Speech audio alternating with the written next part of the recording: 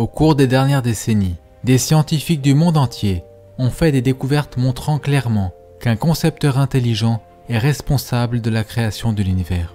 Beaucoup croient que l'univers tout entier est né à partir de rien, par hasard. Mais si vous y pensez vraiment, du rien ne pourrait pas faire naître l'univers. Comment la vie débuterait-elle sur Terre, sachant qu'il est un fait, que la vie ne peut venir du néant? Tous les organismes vivants sur Terre sont composés de cellules. Alors, quelles sont les chances qu'une première cellule puisse s'être formée accidentellement? Il y a près de 150 ans, lorsque Charles Darwin était en vie, la cellule était considérée comme quelque chose de simpliste, rudimentaire, tel qu'une goutte microscopique de gelée. Cela dit, à la suite des découvertes récentes, nous savons à quel point ces cellules, extraordinairement petites, sont étonnamment complexes. Le corps humain d'un adulte contient 100 trillions de cellules de différentes dimensions. 10 000 de ces cellules humaines, de taille moyenne, pourraient être placées sur la tête d'une épingle. Et une seule cellule prise individuellement contient de l'information équivalent à 4000 livres. L'information de toutes les cellules, chez un adulte, au format d'un livre, remplirait complètement le Grand Canyon des États-Unis d'Amérique plus de 75 fois. La cellule est similaire à un superordinateur, mais de dimensions microscopiques. On pourrait aussi considérer la cellule comme une remarquable ville miniaturisée, dotée d'un réseau élaboré de lignes d'assemblage, avec de nombreuses machines moléculaires protéiques, exécutant diverses tâches permettant à la cellule de fonctionner. Par exemple, dans la cellule se trouvent des petits camions moléculaires qui voyagent sur des structures microscopiques que l'on peut comparer à des voies rapides, tout en transportant des matériaux autour de la cellule. Un exemple de machine moléculaire dans la cellule est le moteur flagellaire qu'utilisent certaines bactéries pour nager. C'est un moteur rotatif moléculaire muni d'une queue de la forme d'un fouet et pouvant opérer jusqu'à 100 000 révolutions à la minute. Voici une image d'un moteur flagellaire agrandi plus de 50 000 fois. Il fait environ 1/40 millième de centimètre de long. 8 millions de ces moteurs minuscules pourraient être placés sur la coupe transversale d'un cheveu humain. Vous pouvez voir les détails de sa construction. Il est composé de 30 parties protéiques différentes. Il semble avoir été conçu par un ingénieur. Le moteur flagellaire est extrêmement similaire à un moteur électrique, faisant des rotations dans un sens et dans l'autre. Le moteur flagellaire conduit une bactérie à travers un environnement liquide extrêmement visqueux.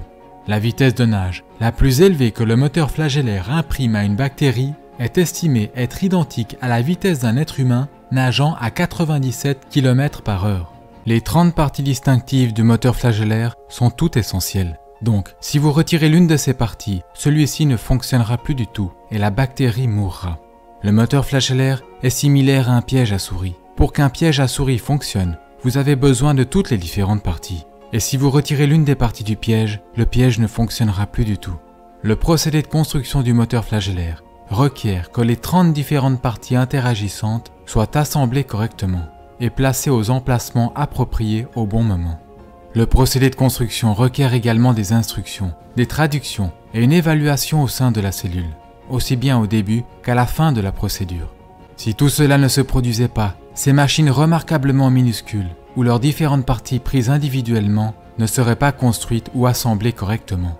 Mais comment ces nombreuses machines ou parties microscopiques seraient-elles où aller et quoi bâtir correctement dans un système évolutionnaire? Elles ne le seraient pas, ce serait impossible. Ces faits réfutent et éliminent l'évolution darwinienne, laquelle est par définition un procédé aveugle, non orienté, sans plan ni but. Les évolutionnistes ne peuvent expliquer la raison pour laquelle les protéines n'utilisent que des acides aminés gauchers. Chaque acide aminé dans la longue chaîne doit également être un acide aminé bien spécifique. Il y a 20 types différents qui peuvent être sélectionnés, et ils doivent être placés dans le bon ordre dans la chaîne pour former une protéine. Les acides aminés sont placés exactement dans le bon ordre grâce à une molécule dans la cellule appelée l'ADN. On pourrait décrire l'ADN comme un schéma directeur, une information codée ou un langage spécifique qui utilise un alphabet chimique à 4 lettres. Les lettres chimiques ou le code de l'ADN sont l'ensemble des instructions destinées aux machines de la cellule afin de savoir comment assembler correctement des acides aminés dans la chaîne pour fabriquer des protéines. Si l'ADN n'est pas présent dès le début, les acides aminés ne seront pas sélectionnés correctement et placés dans le bon ordre. Il en résultera qu'une protéine ne pourra pas se former et la cellule ne survivra pas. L'ADN ne peut pas fonctionner sans la présence d'au moins 75 protéines préexistantes. Mais les protéines ne sont pas produites par l'ADN. Puisque chacun a besoin de l'autre Les deux se doivent d'avoir existé au même moment, par Dieu. Ce fait élimine l'évolution. Une fibre d'ADN ne fait qu'environ 2 millionièmes de millimètre d'épaisseur. Bien que l'ADN ne soit pas épais et soit extraordinairement petit, déroulé, il est extrêmement long. En effet, si l'on déroulait, connectait et étendait l'ADN de l'une de vos cellules, il ferait plus de 2 mètres de longueur. Il serait si fin qu'on ne pourrait pas voir ses détails, même sous un microscope électronique. Si tout l'ADN de votre corps était placé bout à bout, il s'étendrait d'ici à la Lune plus de 500 000 fois. Si vous preniez un ensemble d'ADN de chaque personne ayant jamais vécu et que vous le placiez sur une pile, il pèserait moins qu'une aspirine. Pourtant, la densité de stockage d'informations de l'ADN est plusieurs fois plus grande que la plus avancée des puces informatiques de silicium.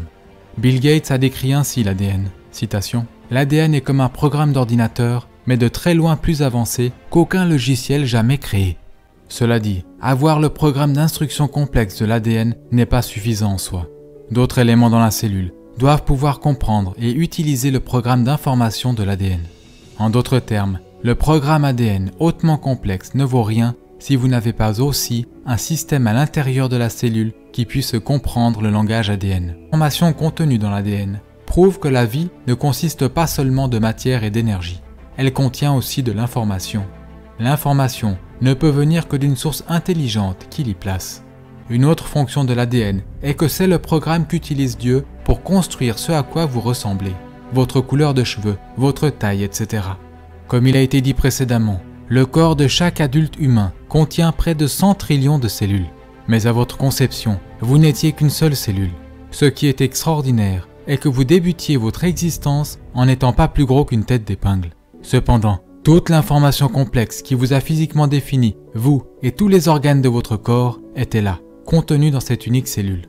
Dans le mois de votre conception, vos yeux, vos oreilles et vos poumons se développent. Des milliards de nouvelles cellules se forment et votre taille s'accroît de plus de 10 000 fois. Peu après les premiers mois, la vitesse à laquelle vous grandissiez ralentit de façon spectaculaire. Si elle n'avait pas ralenti et que votre allure de croissance était restée la même, vous auriez pesé plus de 1300 kg à la naissance. Après 2 mois, vous ne faites que 3 ou 4 cm de long, encore suffisamment petit pour rentrer dans une coquille de noix. Il n'y a pas d'explication évolutionnaire pour l'extraordinaire complexité impliquée dans la conception et la naissance, ou même une raison pour la reproduction en elle-même. Les évolutionnistes croient que les systèmes reproducteurs remarquablement complexes, radicalement différents, mais toutefois complémentaires, de toutes les sortes de vie, se sont développés par hasard, complètement et indépendamment au même moment. Selon les évolutionnistes, les humains ont évolué à partir de créatures terrestres, elles-mêmes ayant évolué à partir du poisson. Mais comment le premier poisson aurait-il pu parvenir jusqu'à la terre ferme et survivre en dehors de l'eau? Comment les animaux, les êtres humains, auraient-ils survécu sans avoir d'organes, de côtes et d'autres éléments cruciaux pour la vie, tandis qu'ils évoluaient soi-disant? Notez aussi que pas un fossile de transition montrant une espèce animale évoluant en une autre espèce animale n'a été découvert. Et les soi-disant chaînons manquants, qu'utilisent certains pour prétendre que les singes ont évolué en êtres humains, se sont tous avérés être soit totalement singes, soit totalement humains, soit faux.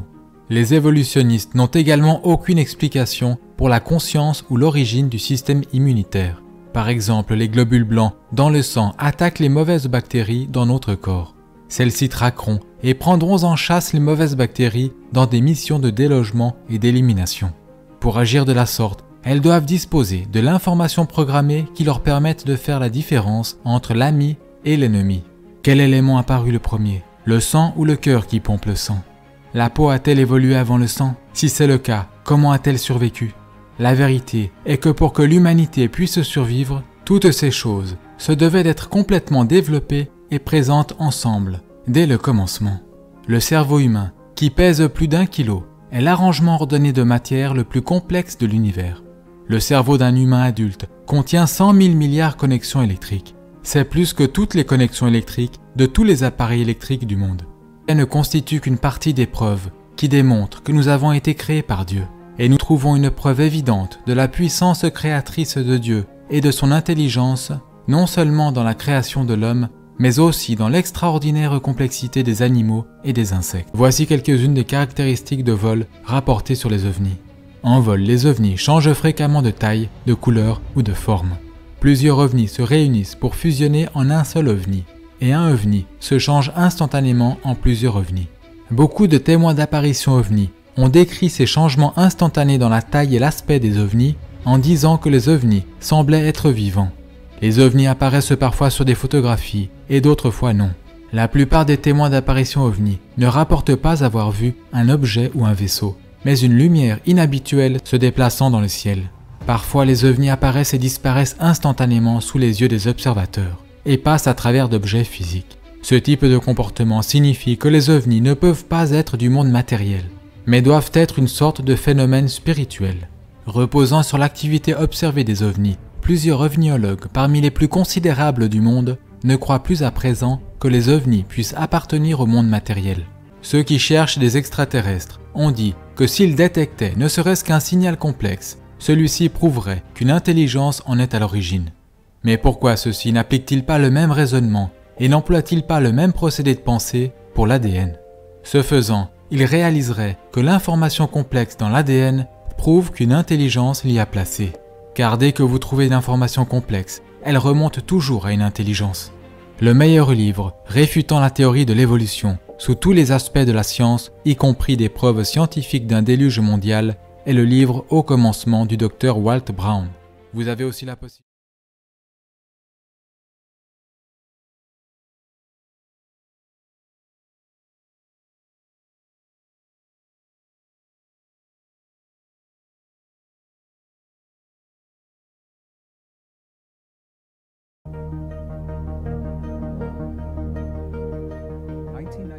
En 1991, des scientifiques ont fait une découverte importante qui a réellement ouvert la porte à cette conversation. Ils ont découvert que le cœur de tous les êtres humains dénombre approximativement 40 000 cellules spécialisées configurées de manière à créer un réseau neuronal. Dans le cœur. Ces cellules sont identiques à leurs homologues cérébrales, mais elles ne sont pas dans le cerveau. On appelle ça le petit cerveau dans le cœur. Ces 40 000 cellules spécialisées, ce sont des neurones sensoriels. Ce que ces scientifiques ont découvert est que ces cellules pensent indépendamment de notre cerveau. Elles ressentent et elles se souviennent indépendamment du cerveau. Cela signifie que toutes les expériences que nous vivons, y compris celle-ci maintenant, je suis en train d'enregistrer cette expérience aux deux endroits. Et c'est une belle expérience, alors ce n'est pas un problème. Je suis maintenant en train de la sauvegarder dans mon esprit, mais aussi dans l'autre esprit, celui de mon cœur. Mais si nous vivions un traumatisme, il resterait enregistré aux deux endroits. Et si j'essayais de soigner ce traumatisme uniquement en y pensant ou en parlant avec mon intellect, en utilisant des pensées issues de mon mental, je me sentirais probablement incomplet. La guérison serait incomplète, parce que je me suis uniquement adressé à ce qui est ici. Et nous savons ça intuitivement. Lorsqu'on parle de l'intelligence du cœur, ce dont nous parlons est de la capacité de ces neurones de notre capacité à communiquer avec ces neurones en comprenant la manière dont ils fonctionnent.